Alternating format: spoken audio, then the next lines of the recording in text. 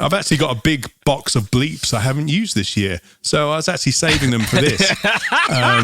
Because everyone knows the bleeps are really expensive. So, mate, they're not cheap. They run out quick as well when you got certain guests on. Mate, don't get me started. Don't get me started. Merry Christmas. In episode 40, we talk about the iconic Johnnie Walker Blue Label, and we also discuss the brand's legendary story. And because it's Christmas, you know what it's like. You're supposed to spend some time with your friends and your close loved ones. So we did the only appropriate thing this year, and we had a good old catch-up with our good friend, Dean Dichoso, all the way over in America. Because he loves his Johnnie Walker Blue. America! He loves it. As always, you can see more whiskey-based content on all your social media platform app things. At Whiskey and Things Podcast on Instagram and at Whiskey and Things on Facebook and Twitter. And as I said earlier, it's Christmas. So please, give us the Christmas present of a 5-star rating wherever you listen to your podcast. Thank you. Merry Christmas. Merry Christmas. You're listening to the Whiskey and Things Podcast with Dave Giles and Nick Kent. Welcome to episode 40 of the Whiskey and Things Podcast. I'm Dave Giles. And I'm Nick Kent. We've made it to 40. That's actually a big number. And on our Christmas It's a nice week, round number before Christmas. Isn't it? Isn't it? What's Christmas? If you're listening on the Wednesday, it's what, we've got 2 days before Christmas? Yep. I think Christmas is Friday. Yeah, we hope you're enjoying Christmas no matter what you're doing. And where you are. Probably can't be doing anything, but yeah, just enjoy yourself. Enjoy yourself. Hey, Nick, I realised this week that this is all my fault.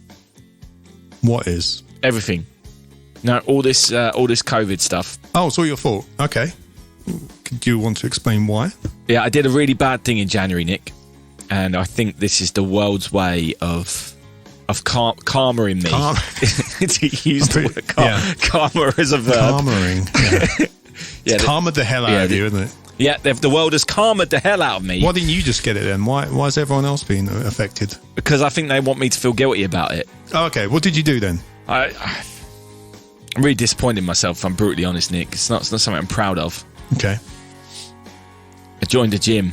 Oh, you joined the gym. Okay. Right. I think that was it. That was it? You joined the gym and didn't go? No, I went. Oh, you went? And I think that made it even worse. Oh, okay. So, remember, I hope you stopped. Do you not remember I had that whole routine of going to the sauna and then all that kind of stuff you took the mick out of me about? Yeah, because you just joined the gym to use it as a sauna. That was it. That was like, I went to the gym, went to the sauna. I did other things. You had a swim. That was it, wasn't it? I did other things. Yeah. I would use a cycling machine and a running machine. No, I didn't use the running machine. No, I don't think you used the running machine. No. I would use a cycling machine, and I did the swimming, right, and the steam room, right, and the jacuzzi bath. Well, I see this as good things. And the shower. At the, why are you being punished for this? Why are we all being punished for this? Because I shouldn't have done it. Okay. Shouldn't have done it. Okay, well, hope you stopped now, right? You've stopped now. Oh yeah. Okay, good. But it's just taken a long time. Right. Okay. Just don't do it again. Don't do it again. Redeem it. Okay. No gym for you. I will never do it. No sauna for you in 2021, please. Exactly. Yeah. Exactly. Yeah. Anyway, how are you this week? I'm all right. Just following Boris's rules and getting ready for the Christmas I wasn't expecting. But it'll be lonely this Christmas. Yeah. Chris Rea's tune's not going to get any money this year, is it? No, it's not. Definitely not. Driving home for Christmas. Anyway. Yeah, none of that. Yeah. None of that. Let's go on with the whiskey. I'm thirsty. It's been a long day. All right, then. Yep. Let's get into it. Sting me. Whiskey bots, roll out. Well, it's episode 40, so we've brought out a good one. The big guns are out. Week's whiskey. Johnnie Walker Blue Label, 40% ABV. The Rolls Royce of Johnnie Walker blends, you might say, and Rolls Royce of many blends. My conditioning of this whiskey started years ago before I even had it. Like, when you start understanding what brands are, I obviously knew what Johnnie Walker is. You see the brand everywhere. It's got the slanty label on the square bottle. You get everywhere. That. You see it. Yeah, but I didn't obviously know about the different colours until, do you know my favourite TV show is The West Wing? Actually wearing a West Wing t-shirt right now. But there's a scene in one episode where one of the characters who's a recovering alcoholic talks about Johnnie Walker Blue and gets so excited about it.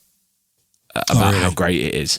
Yeah, and he's like, it's the finest whiskey. He said, like, he has this whole speech, a good whiskey is aged in smoked barrels for 12 years. An excellent whiskey is smoked for 18 years.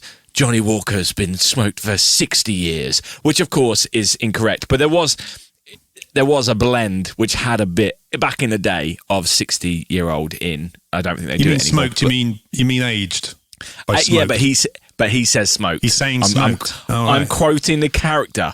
No, myself. I'm just clearing that up. Yeah. Good. Yeah. I thought as much. I think he meant aged in smoked barrels rather than smoked whiskey. Right. But anyway, that's where I first heard of Johnnie Walker Blue as being this premium, like holy grail of whiskey kind of thing. So that's my conditioning to it. What about you? You know what? Again, I saw them all, but I think it was like 10 or 12 years ago when I first met Dean Dichoso, who we'll be hearing from later on. Again, it was the colours, you saw them around, but I knew the blue one was the nicest one, as it were, because of him. And of course, we have a famous story from 2014 where we were on tour, me, you and Danny. We were hideously drunk in Birmingham. Doesn't sound like us. Doesn't sound like us at all. You ordered 3 Johnnie Walker Blues just because you could.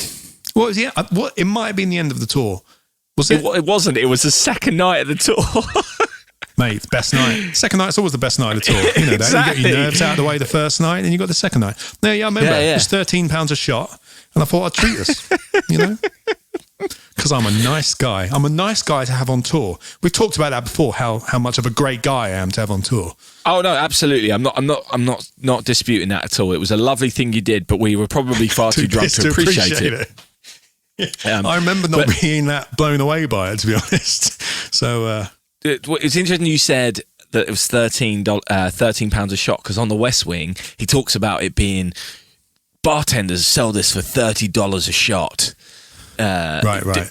Don't you want to know what a $30 shot of whiskey tastes like? Obviously, shots are different in America because they free pour, but still, it's expensive in bars. Is our point here? Yes. So I'm not surprised that it was in the West Wing, to be honest, because in my research today, I've discovered that it's like they were the marketing kings throughout the years, being on TV and, marketing themselves correctly. And, you think it was product placement? Of course, yeah. Oh, definitely. I think so. Well, a bit interesting. Maybe, which series was it in? Was it in the Aaron Sorkin series? Yeah, it was the Aaron Sorkin years, which means I don't think it would have been, because Aaron Sorkin's also got a history of alcohol. I think that would have come from the heart. I think that would have been a kind of like, I need to use a good Scotch. What do people know? But that's the thing as well, probably because of around that time, that was the branding around it. It's always been known as a premium brand. That's why he's put it in there like that. Yeah. But and every bar you go in will have a bottle of Johnnie Walker. Yeah. Right? At least black. Pretty much. I mean, you will see it everywhere, and it's the same as we said. It's the square bottle with the slanted label. So Nick, I'm sure you would have done some research, because that's what you do.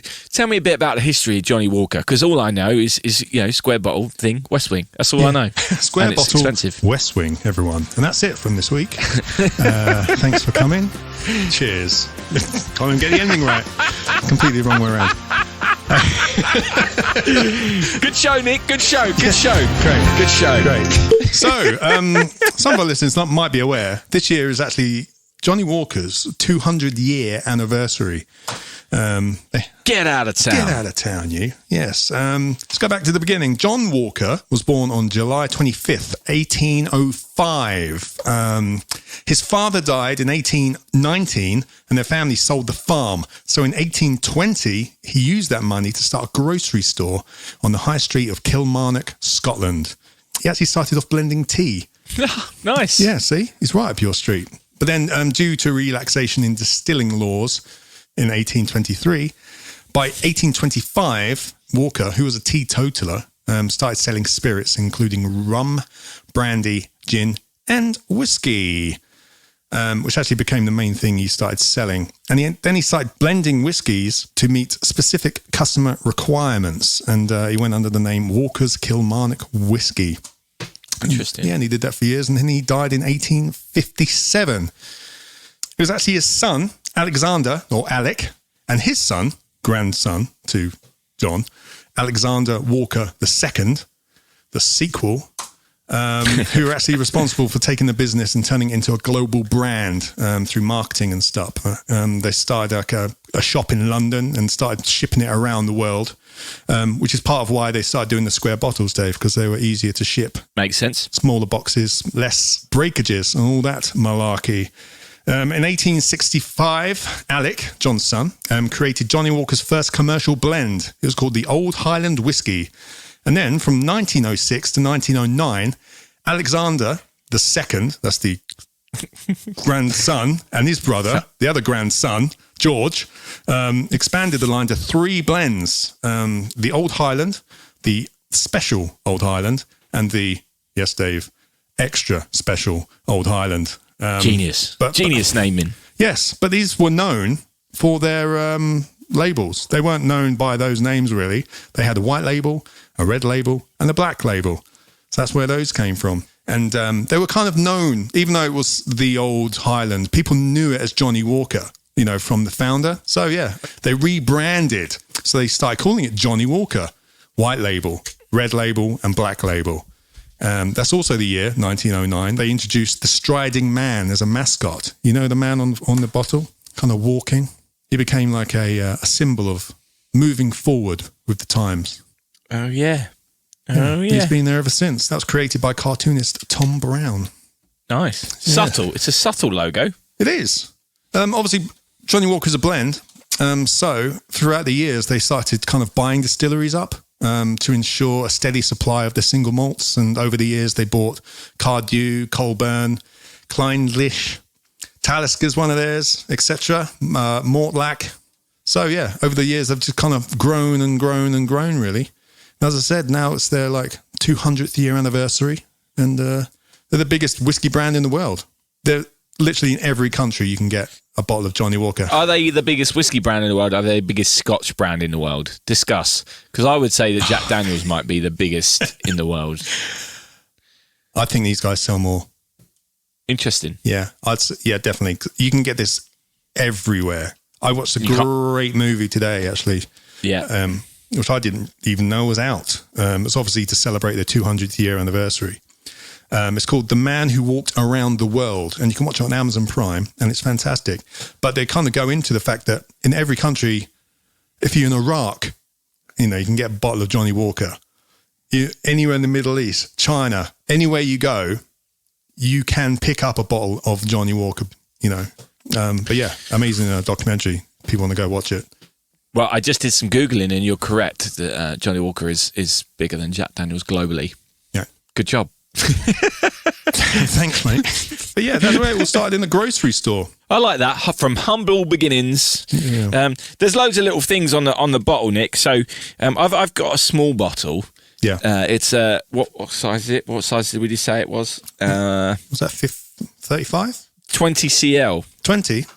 It looks bigger. So, I think it's because it's a thick glass, isn't it? It is thick glass, yeah. So you can see there's glass. Yeah. It is that thick blue glass. It's a really nice bottle, but there's a few little things on there. So it says, Alexander Walker in 1888 stated, "Our blend cannot be beat." I quite like that's there. Guaranteed the same quality throughout the world. It also has a bottle number. Really? Yeah. Even on a smaller one like this, it says bottle.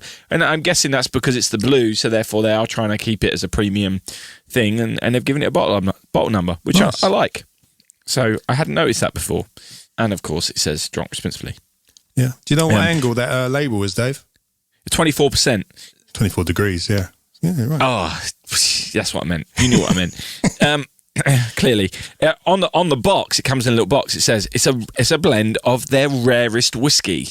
Right. It says on the back, Johnnie Walker Blue Label Scotch Whiskey is the pinnacle of the art of blending, so they say. And it draws from the world's largest reserves of aged Scotch. And their experienced master blenders handpicked just 1 in 10,000 casks of the rarest whiskey from the four corners of Scotland to craft an unrivaled masterpiece. Oh, look at that. And it's a commemoration of Walker's original 1867 Old Highland whiskey. Ah, there you go. Yeah, that was the first one, I think, yeah.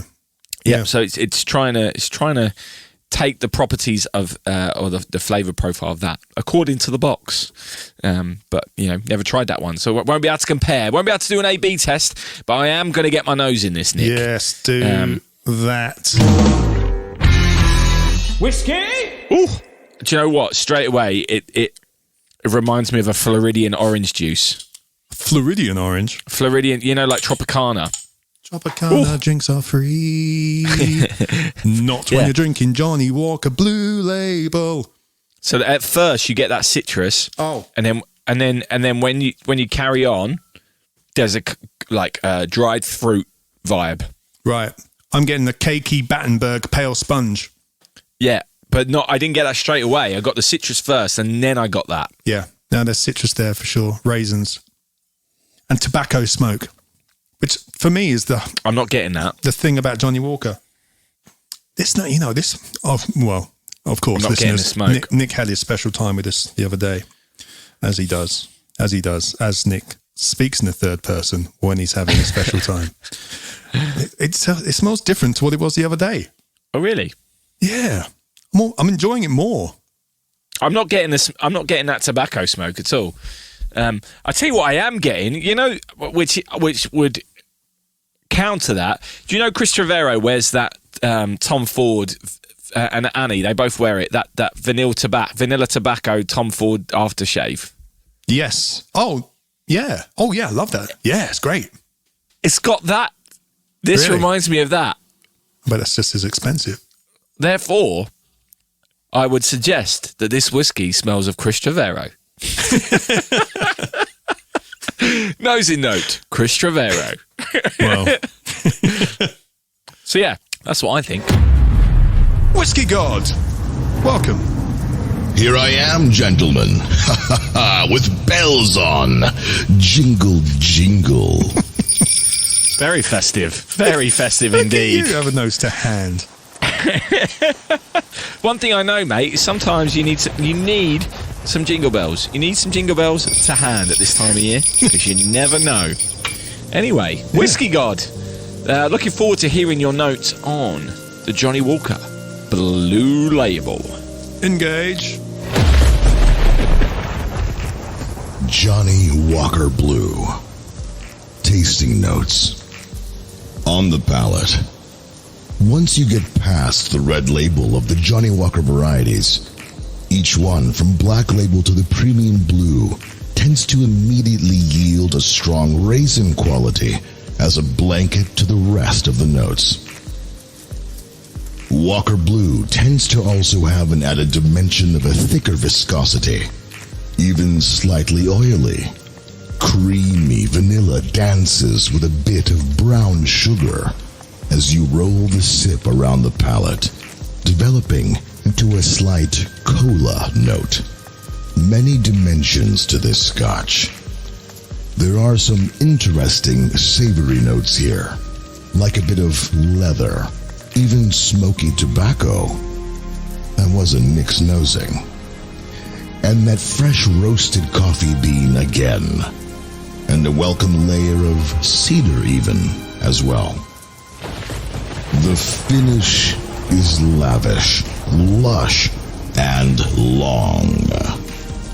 That tobacco smoke leading into the cedar leaves you with a smoky woodiness you'd expect from Johnnie Walker. Overall, this particular blended scotch is most definitely premium. Pouring a glass for company while having that iconic blue tinted bottle in view communicates respect. The distinguished experience, with no surprise, pairs very well with your favorite cigar. Have it after a proper meal, And make sure you do it in good company, in your Oxford or cocktail dress. Johnnie Walker Blue. Ta-ta. Never worn an Oxford dress before. I don't know what an Oxford is or an Oxford dress. Is it Oxford Blue, isn't it? Isn't that not like your smart suit? I don't know. He's confused me there. He's confused you. But great tasting notes there. Many dimensions. Why does he always only ever mention you? Anyway. Don't know. That's the only good note I had, I think, in there. It's just trying to make him feel better, mate. Wow. Yeah. Wow. I was sipping along whilst we were listening to that, and it was definitely, he's right, that strong raisin quality at the front, definitely that. But he's right. It is complex. Well, complex maybe. There are many dimensions, as he says. There are. And you get something different on every single sip. It is a lovely mouthfeel. It's really kind of got this creaminess to it. Getting a fruit cake. There's a spice in there. Honey on the palate as well. I'm enjoying this more now than I did the other day, which is weird. Interesting. Yeah. But it's very light for me as well on the tongue. Fresh experience. I am enjoying this. I'm still not getting the tobacco. I'm getting the smoky wood, but maybe I'm not a smoker, so I don't know what that really tastes like. But yeah, but it's tobacco on the finish as well. Like where it kind of the vapors start coming off your tongue after you've swallowed. That's where the tobacco comes from. But it is a nice drop. I should hope so. How much does this sell for, Nick? If you're going to get a normal 70 cl bottle of this, what's the damage? What's the damage? It depends where you get it, obviously. Johnnie Walker website, the normal bottle, because they're doing some like commemorative stuff at the moment because of the 200 year. The normal one's 195.49 on the website. On Whiskey Exchange, it's usually 150, but they're doing like a £15 off at the moment. It says 135. Well, when you look at it, that's a pretty good deal. But still a lot of money for a bottle of whiskey. 135, 150. This was a gift, and if I'm brutally honest, I wouldn't spend that much on it for the flavour profile. Yes. It is really nice, though. And it's very nice. It's very nice. I'm just wondering if it's worth that money for me. As I said, like, would you buy it for yourself? I'm not sure I would. I think there's other things I enjoy just as much for, a more reasonable price. I agree. And I'm wondering whether it's just the regal kind of mood behind the whole thing, which is the selling point, the branding, It's like what the Whisky God said. He said, pouring a glass for company while with having the blue bottle communicates respect. And I think it's almost, as you say, a branding thing where it's like, if you've got a bottle of that, it means you're worth something. Yes. And it's frustrating for me that I'm not noticing the quality of the whiskey being that expensive as a result of that. Yeah, I know. Exactly. When we had the Gary Arnold, which was an expensive whiskey, I was like, this tastes expensive. It tastes different from a lot of other stuff we've had. You could tell. You could have that and know what brand it was. This, I think, there are other kind of blended malts and blended whiskies out there which are similar, and for me, on my palate, I can't differentiate that yet. Yeah, same. I think maybe someone with more experienced palate may be able to do that. And I think if they're using rare whiskies, then obviously that is obviously putting the price up. But just because they're rare doesn't necessarily mean they're high in flavour, right? No. Oh, yeah, definitely. So if they're using that, and again, that's where the status comes in. They're rare. They're using rare whiskies, which are expensive, but it doesn't mean they're necessarily exceptionally tasty. That doesn't mean this isn't tasty. It is. This is a very good whiskey, but I'm not differentiating this from some of the 50, 60 pound bottles that we've had. No. And this is three times the price. Yeah. I prefer it to the Johnny. I've never got on with the Johnnie Walker Red or the Black. It's got too much of that. It's got too much of that tobacco-y smoke for me, which I'm not into. It reminds me of kind of smoky clubs, before 2007. Smelling your coat the next day. Yes. Or like an ashtray, which I'm not really into. But this is more subtle. Again, I'll bring up the documentary. Not at one point did they mention how it tasted. Interesting. It was all that is interesting about their marketing, the branding, how they've been kind of striving forward with social kind of things throughout the years and always kind of being the cutting edge brand, again, to do with grandeur and it being kind of this amazing thing to do with respect and this, that and the other, showing success, all this kind of stuff. Yeah. But they didn't once say anything about how it tasted. Well, maybe, Nick, last week we spoke about how there's a big downturn in Johnnie Walker sales. Maybe it's because people are starting to... Well, it wasn't just Johnnie Walker, was it? It was Diageo, which... But the big proponent of that was the decrease in Johnnie Walker, if you remember the percentages. Oh, okay. Right. So the percent, I can't remember the numbers, but the big chunk of it was because Johnnie Walker sales were down, and Johnnie Walker's probably, as you said, one of their biggest parts of their portfolio as well. So because of how much global market share it had. But with smaller distilleries doing more interesting things, maybe people are just looking elsewhere and not feeling like they need to have like Johnnie Walker Blue, for example, because they're getting that. They can show that off by having a good whiskey from a smaller distillery, which is aged. Tell you what, actually, India is one of their biggest markets, I think. And they're producing their own whiskies now. They've now. got Paul John now, which is kind of, and again, it tastes Scotch. It's not anything different than made Scotch. So maybe that might have a thing to do with it. We don't know. We don't have the figures. But you can see that perhaps Johnnie Walker, which perhaps they need to do more stuff. A lot of the other distilleries are doing more experimental cask finishes, all those kind of things. I don't know. Maybe Johnnie Walker are doing that. I'm not sure. I'm not that up on what they do and don't do. But if they're just sticking with the red, black, green, all that kind of stuff, they're going to have competition, stiff competition from other places. Yeah. They just seem to do like special releases to do with branding, like they did like the Game of Thrones stuff. It's all just to do with what the bottle looks like, I think. And well, I haven't done the research into that today, but that's from the outside. That's the way it looks. I'm sure there are differences, and they do special editions. But so I love it. Yeah, it's great. Not bad drop. Not saying it's bad. Saying it's probably not worth the money. If you were to do a blind taste test on this, you wouldn't put it up with some of the other stuff we've drunk this year. I wouldn't have said that either of us would have this as our favourite. But I'm glad to have this little bottle. So it's not much. I've only got half it left, which is only a couple of glasses, really. But it's nice to say I've got a bit because of what it does mean within the whiskey industry. Yeah, totally. But I'm not going to say get me a bottle for a special occasion. I'd rather have something else. Yeah, for a special occasion. Depends who's coming around, mate. Who you're going to pay respects for. Good point. Yeah. Good point. So anyway, later on we'll have our good friend Dean Dichoso on to give his little opinion on the Johnnie Walker. You're listening to Whiskey and Things with Nick Kent and Dave Giles. Right.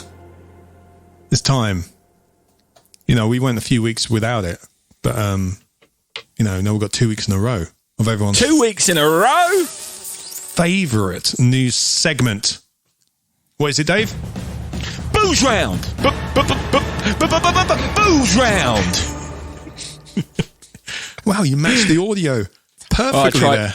Tried my best, Nick. I tried my best to show how excited I am about Booze Round. I just love that jingle so much. Yeah, it's good. What you got for us today, Nick? What have you got in the magical world of whiskey? What have we got? What we got? Only a couple of things this week, and one of them's a bit of a rehash from last week. Remember we talked about the whiskey show pre-sales going on. I think there was listeners screaming at the screener last week because I just didn't read the website properly. In terms of the virtual part of the show, the actual show runs on October 2nd and 3rd, 2021 at Old Billingsgate, and they'll be doing the interactive online show alongside those 2 days with some special things going on. But the interactive virtual show will also be continuing from the 4th to the 8th. So afterwards, that's how they're doing it. With some special tastings. That's amazing. So most of the virtual show is after the actual show, which is quite cool.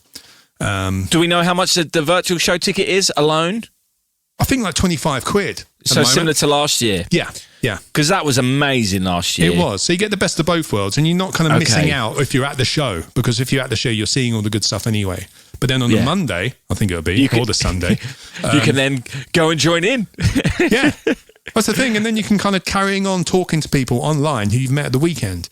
Nice. You know, which Like is kind of that. cool. And they're doing some other special stuff as well. It's going to be really cool. Anyway, I thought I'd just clear that up because last week I just didn't, busy week. So yes, I thought I'd clear that up for everyone. Oh, no, that's really cool. Yeah. I got one for us. Yeah. Did you see the Glenfiddich that was stolen in Glasgow? Have I seen any of it? Why, are you talking to the police at the moment? I've had no one at my door. What are you talking about? I might be.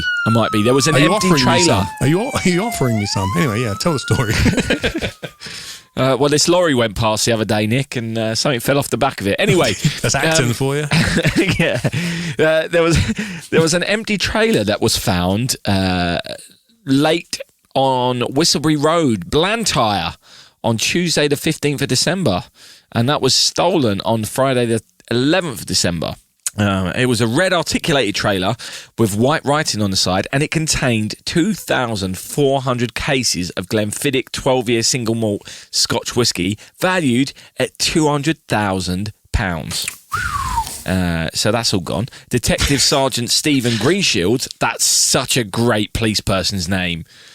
That could be in Heartbeat. Anyway, Shettleston CID said, I'd like to speak to anyone who has been approached and offered to buy any of this type of whiskey at a considerably reduced price and where the seller has no proof of purchase or ownership. Who's going to grass up? Who's going to grass them up? No, I'm not going to grass them up. I'm not a snitch. What are you talking about? Where's the snitch? Where's the snitch? Snitches get stitches. Talking about good surnames, though, I forgot to mention earlier on. It's spelt a different way, but the master blender of Johnnie Walker is called Jim Beveridge. OBE. No way. I love that. Dr. Jim Beveridge. That's amazing. Yeah, I thought I just dropped it in there. Oh, that's Fantastic. amazing. Yeah, there we go. Detective Sergeant Stephen Greenshields at Shettleston CID. I mean, that's a TV character's policeman name. That is Greenshields. If you saw that on a script, you'd be like, yeah, right. But yeah, so Glenfiddich is obviously one of the more popular high street Scotch, especially the 12-year. Probably loads of that floating around at Christmas. One of the original distilleries. Yeah, one of the originals. If on Christmas morning you're opening a bottle of Glenfiddich 12-year, perhaps ask where it came from. Or just drink it really quickly to get rid of the evidence. Just in case. Oh dear. Yeah.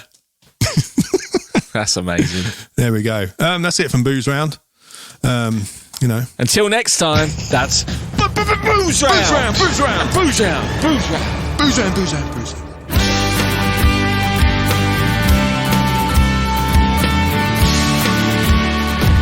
So, Whisky God, who are you going to be spending Christmas with then? Well, I'll be spending it with my support bubble up in Lapland. Lapland? Lapland? Amazing. Hang on. You mean with... Yes, Mr. and Mrs. Claus, no less. St. Nick likes to enjoy a single malt and cigar after his big historic annual night. My personal favorite is when I make him regale me with stories of the children that received bags of coal. My idea of heaven. Merry Christmas, everyone. Merry Christmas to you. Merry Christmas to you, God. Whisky God. Oh, that sounds delightful. So it's either Glenfiddich 12 or coal, isn't it, really, this week? Cool. Well, this segment here, so it's our buddy. It's our buddy, Dave. Regular listeners would have heard of our good friend Dean Dichoso. He's been on twice before. Not Yes. once, but twice. This is his third time. He's our third timer. Yes, he's a musician, record producer, and massive Johnnie Walker fan. So we thought it'd be nice to have massive him whiskey on. fan. Yeah, he's a massive whiskey fan, but as you'll hear in this little segment, he loves a bit of Johnnie Walker, especially Johnnie Walker Blue. So we thought we'd have a little chat, have him on, have a bit of a Christmas chat and, see what happens. Anyway, here's Dean Dichoso. I'm a Cockney for some reason today.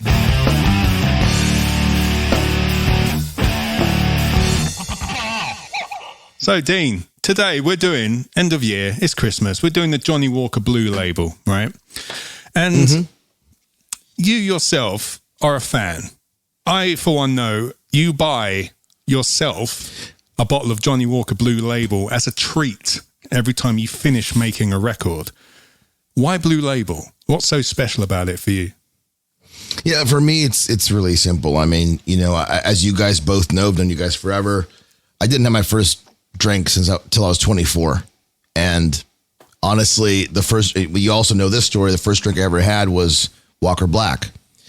And as a result of that, and, I'm sure this will come up another time, but when Nick met me, 2008, he has a great story as to how he knows that, I was a heavy Walker Black drinker at the time.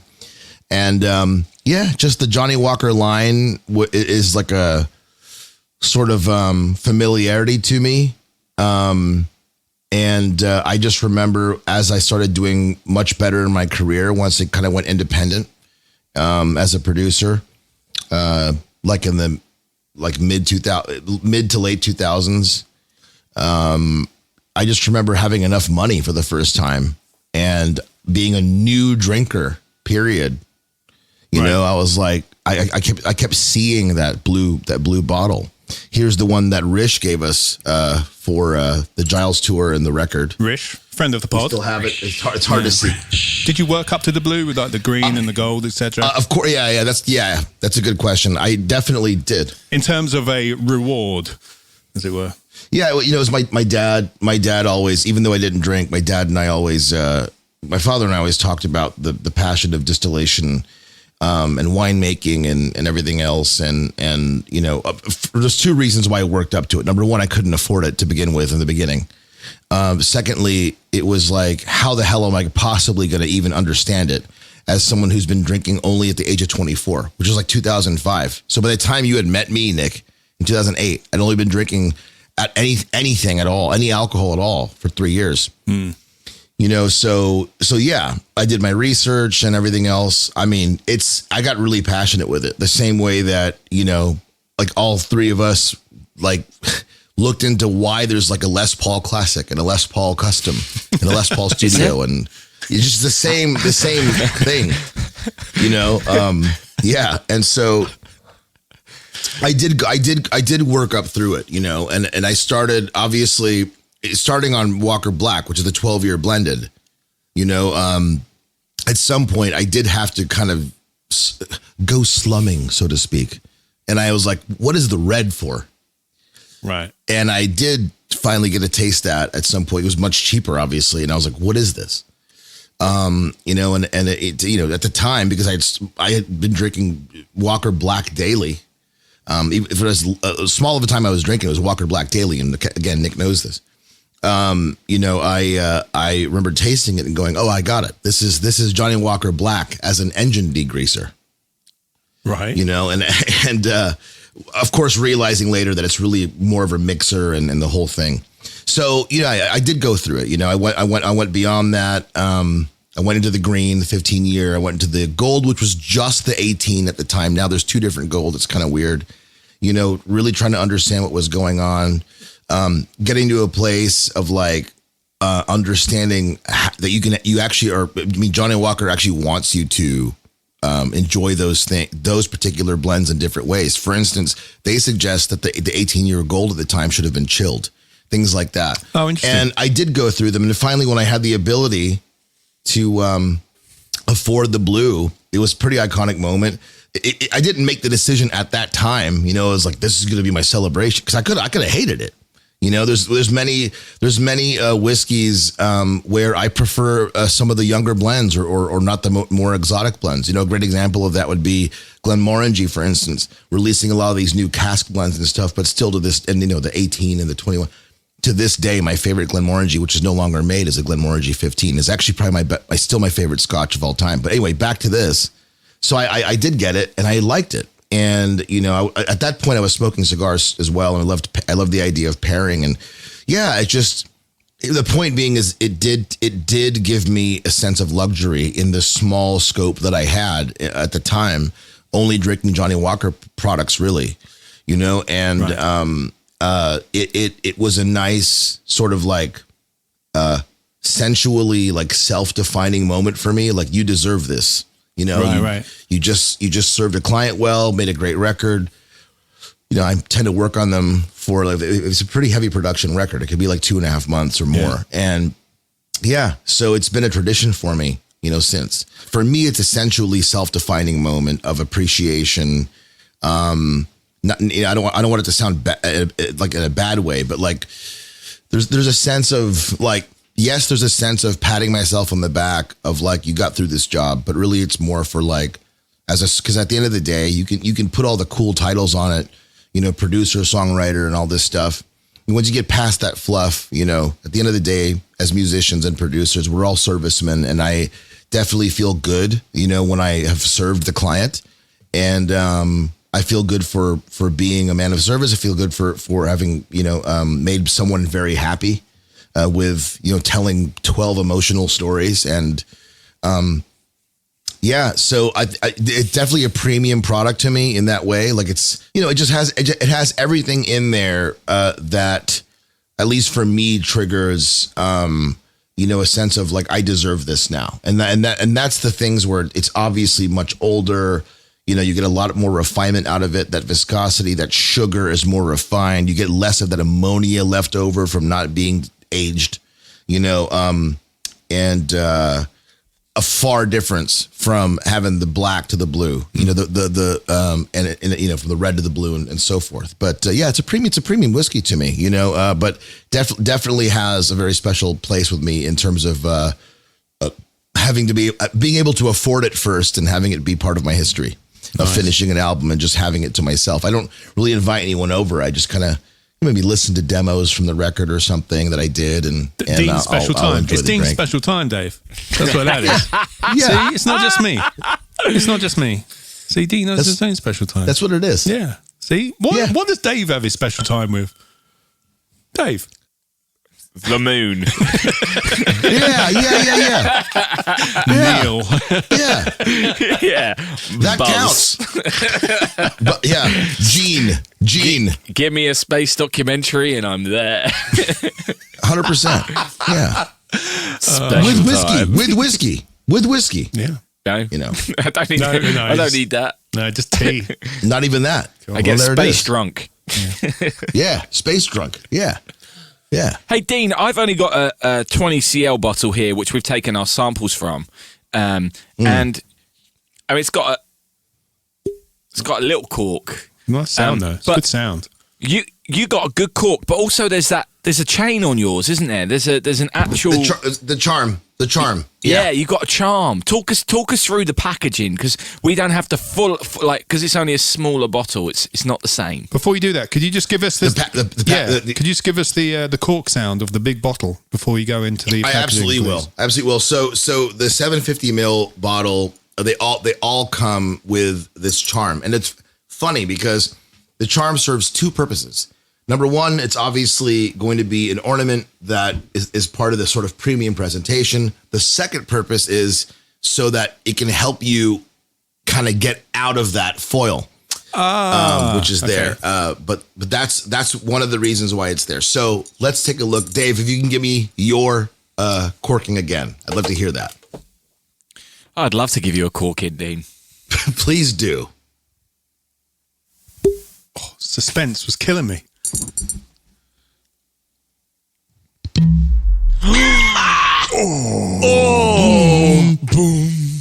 Boom.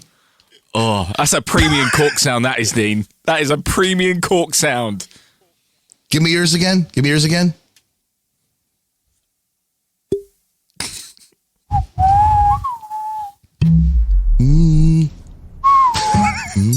Yeah, we got to work this out. What do we have? It's a minor third. Of course it is. Bluesy. That's yours. That's mine. Oh, it's got blue guitar as well to do it. Look at that. Is it a fourth? I think it's a fourth, man. It's a fourth. Or an inverted fifth. That's a power chord, if ever I've seen it. The whiskey. So, Nick, that was fun. It's great to hear from Dean. And as we said earlier, he loves all the round numbers. He's on now episode 15, 25, and 40. So maybe we'll hear from him again, episode 50. Probably. 55? We'll do something for episode 50, won't we? I'm sure we will. We will. Better start planning it. Anyway, it's Christmas right now. So we've got an end of year show next week. Is that the plan, Nick? Episode 41? 41, mate. It's the Whiskey and Things end of year party. It's our big 2020 blowout. Fantastic. Fantastic. So, yeah, you're in charge of the invites to... Brilliant. No one's coming. Get some people. As people have just heard, he's in charge of the invites. So it's going to be massive. It's going to be massive. It's going to be a blowout. It's going to be fantastic. We all need a party. I'll set up a Facebook event. Perfect. Sweet. So we're not going to have a Whiskey of the Week next week. We're just going to kind of talk about the old ones and maybe have a few sips of our favourites, I think. Ooh, I'll get all the Glencairns out. How many you got? Don't know. How many do we have there? Which other people can buy, Dave? 17. There are 17 left. There's 17 in your house? Yes.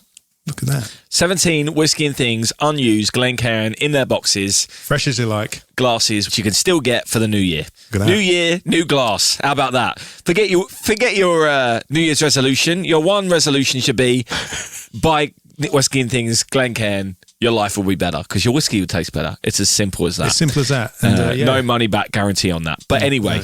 Available from whiskyandthings.com, of course, Dave. Yes. And of course. Yes. Of course. Yes. So thanks very much for listening. We hope to see you next week. If you've ever had Johnnie Walker Blue, please let us know what you think about it. Maybe you might really like it. And we'd like to hear it. Maybe you don't like it at all. Maybe you never had it. Sucked into the marketing over the years. Have you been sucked in? But anyway, let's hear from you, and we would also look forward to seeing you next week. I don't know what I'm saying anymore. Just rambling. End of podcast ramble. That's what we should call this section. Not an outro. It's an end of podcast ramble, Nick. It's a pamble. The post amble. Right, yes. And on that note, Merry Christmas, everyone. And each other. Yeah.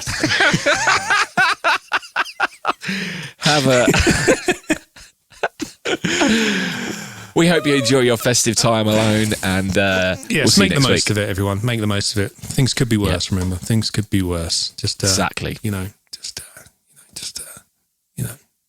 more turkey. It's more turkey for you. It's more turkey for you at the end of the day. More booze, more whiskey for the rest of us. I actually considered having a funeral for a turkey, so that way we could have 30 people round. But anyway. You've always been close to that turkey, mate. Yeah, me and that, really close. Yeah. Really close. Anyway, that's a whole other thing. Anyway, on that note, cheers. Merry Christmas. Thanks for Christmas. Thanks for coming. Whiskey and Things has been brought to you by And Things Productions. Merry Christmas, John. Merry Christmas, Yoko. Merry Christmas.